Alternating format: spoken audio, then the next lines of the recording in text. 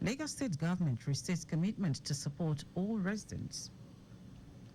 President Tinubu urges Nigerians to suspend protests, embrace dialogue. On the foreign scene, United States urges citizens to leave Lebanon amid fear of war. And in sport, South Sudan crashes out of 2024 Paris men's basketball after defeat to Serbia. Now the details. I am Dele Agadumo.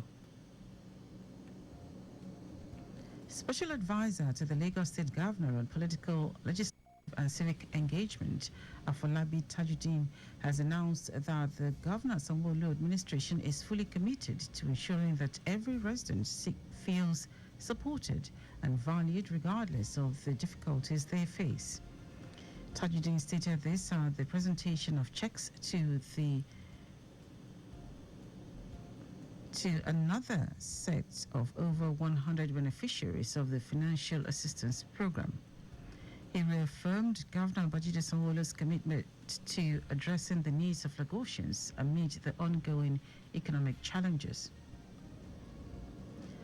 The Lagos State Office of Education Quality Assurance has emphasized on the need to deepen the leadership skills and enhance the capabilities of directors, particularly in the area of monitoring and evaluation, data management, and new trends in education quality assurance. Director of Planning, Research and Statistics, Department's Office of Education Quality Assurance, Remi Abdul, stated this at the 4-day capacity enhancement program for education evaluators in Lagos. Abdul underscored the significance of the training program targeted at evaluators at directorate level. He acknowledged the interests of Governor Babajide Sanwo-Olu in the capacity enhancement of education evaluators in line with the third pillar of his Themes Plus agenda, which is education and technology. Abdul said the training program was designed to equip education leaders with the latest tools and knowledge necessary to excel in their roles.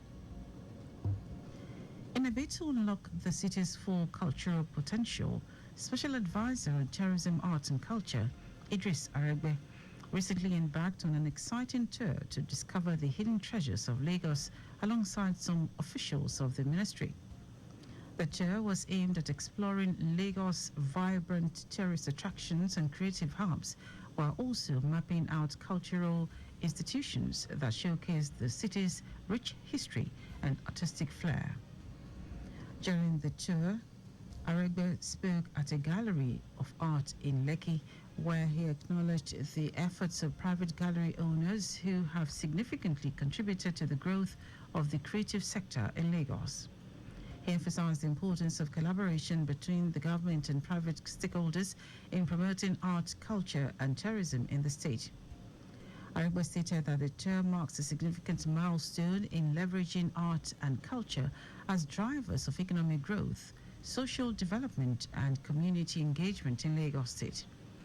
The major high point of the tour was the visit to the Nigerian Conservation Foundation in Lekki, a haven for art and nature enthusiasts, where Aregbe commended the foundation's efforts in preserving Nigeria's natural and cultural heritage in line with the state government's vision to promote sustainable tourism and cultural development.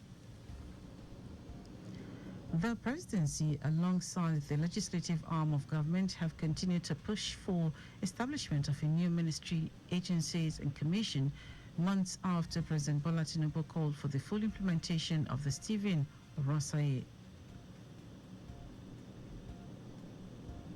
According to the special advisor to the president on information and strategy, Bayo Ononuga, 12 years after the Steve Oronsaye panel submitted its report on restructuring and rationalizing federal government parastatals and agencies, and a white paper issued 2 years after, President Tinubu and the Federal Executive Council have decided to implement the report.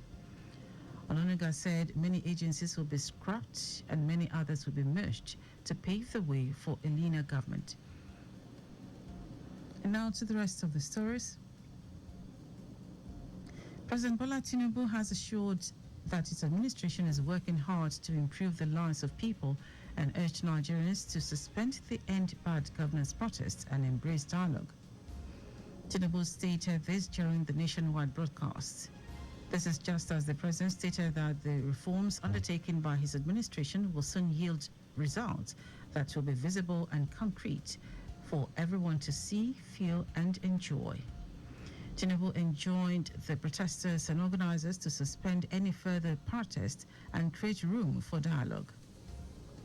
President assured Nigerians that his administration is focused on good governance despite the socio-economic challenges confronting Africa's most populous nation. Tinubu also expressed pain over the loss of lives and property in some states during the nationwide protests, saying the destruction of public and private assets sets the nation back as scarce resources will be again used to restore them. He also commiserated with the families and relations of those who died in the protests. The Kano state government has relaxed the curfew imposed on the state following the violence that trailed the End Bad Governance protests. The State Commissioner for Information, Baba Dantiye, said the curfew will be relaxed from 8 a.m. to 2 p.m. Dantiye reiterated the state government's commitment to the protection of lives and property of Kano residents. According to Dantiye, the decision to relax the curfew is to enable people to go about their normal businesses within the period. The commissioner also extended the condolence of the state governor, Abba Yusuf, to the families of the people that lost their loved ones. He also thanked the people for cooperating with the state government as well as complying with the government's directives. Meanwhile, the police command in Kano said about 269 suspects were arrested for their involvement in looting of public property during the protest.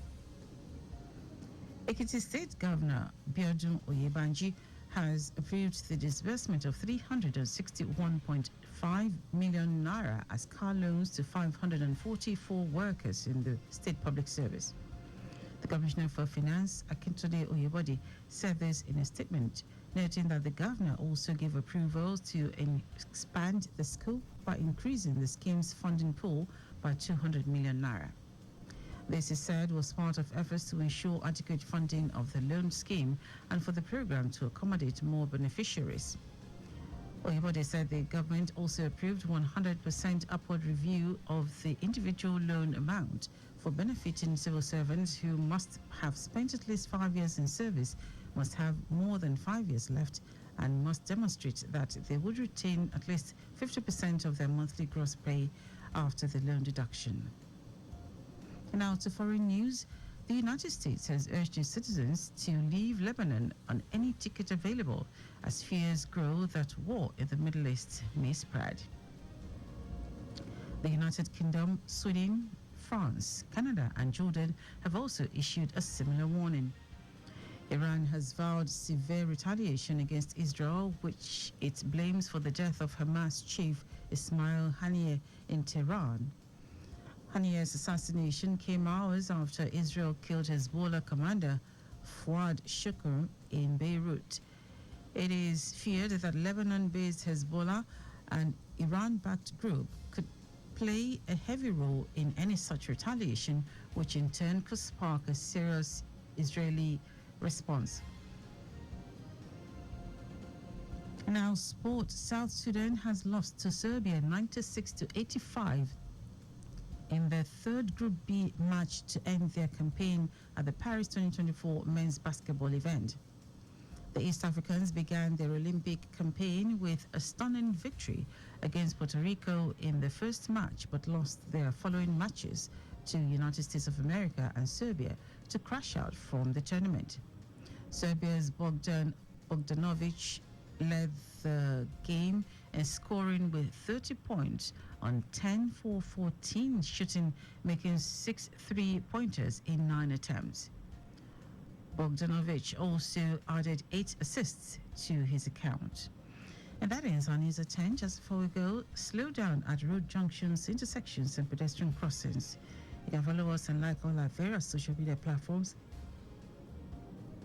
X at Traffic Radio 961, Facebook Lagos Traffic Radio 96.1 FM, Instagram, Lagos Traffic Radio 961. Subscribe and watch your news and programs live on YouTube at Traffic Radio 961. You can also visit our website www.trafficradio961.ng. Did you know the Sanwo-Olu administration initiated 500 hectares rice farm technology intervention project? You can get more details on the Lagos State Government website. To end the news, are the highlights of the major stories. Special Advisor to the Lagos State Governor on Political, Legislative and Civic Engagement, Afolabi Tajuddin, has announced that the Governor Sanwo-Olu administration is fully committed to ensuring that every resident feels supported and valued regardless of the difficulties they face. President Bola Tinubu has assured that this administration is working hard to improve the lives of people and urged Nigerians to suspend the end-backed government's protest and embrace dialogue. Also told you that the United States has urged its citizens to leave Lebanon on any ticket available as fears grow that war in the Middle East may spread. And in sports, South Sudan has lost to Serbia 96-85 in the third Group B match to end their campaign at the Paris 2024 men's basketball event.